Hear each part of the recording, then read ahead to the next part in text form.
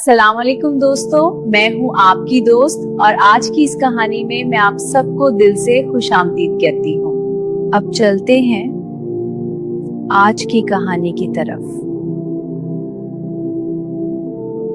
Baghdad के एक पुरसुकून शहर में, जहाँ दिन रोशनी से और रात दुआओं से रोशन होती थी, वहाँ एक ऐसी कहानी जन्म ले रही थी जो सब जुल्म और इंसाफ के दरमियान लिखी गई है।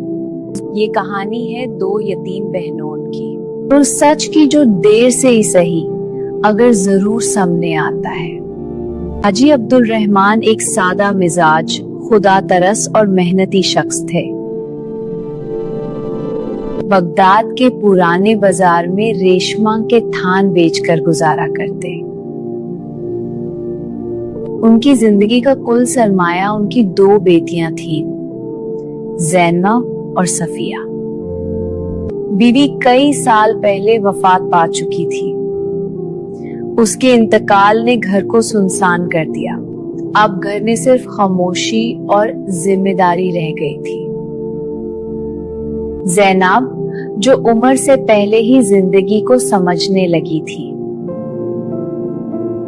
उसकी आंखों में सब्र था और लहजे में तहम्मुल। सफिया अभी मासूम थी, हंसी खेल और ख्वाबों से भरी हुई। उनका घर छोटा था मगर इज्जत और मोहब्बत से भरा हुआ। वक्त के साथ अब्दुल रहमान कमजोर होते गए।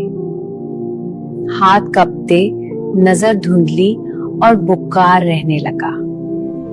बाजार जाना मुश्किल हो गया। घर के खर्चे बढ़ने लगे।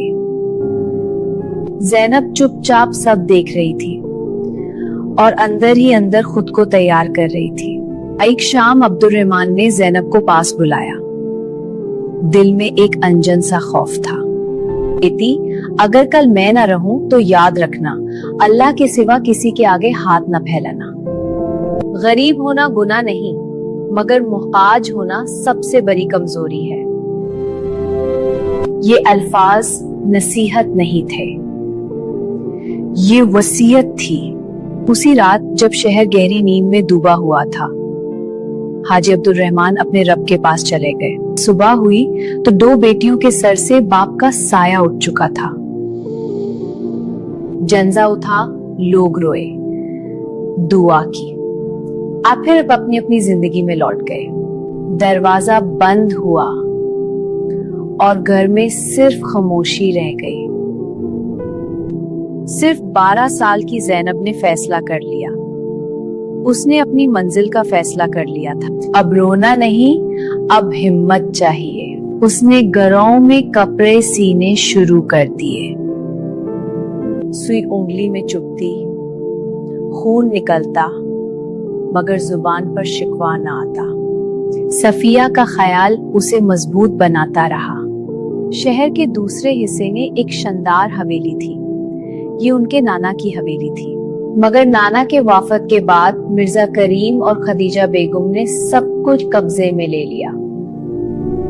लालच ने खून के रिश्ते भुला दिए थे। मजबूरी ज़ैनब को हवेली तक ले आई, काम के बदले जिल्लत में भी।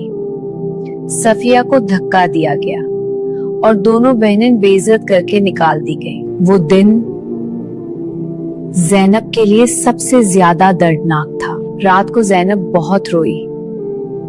पहली दफा उसकी हिम्मत टूटने लगी। तब उसकी नजर एक पुरानी संदूकची पर पड़ी, जिसका जिक्र बाप ने किया था।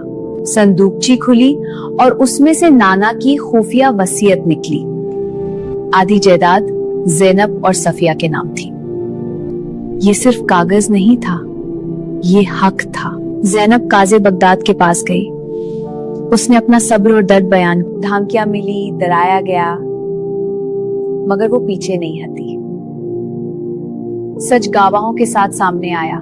झूठी वसीयत बेनकाबे हुई। अदालत का फैसला आया।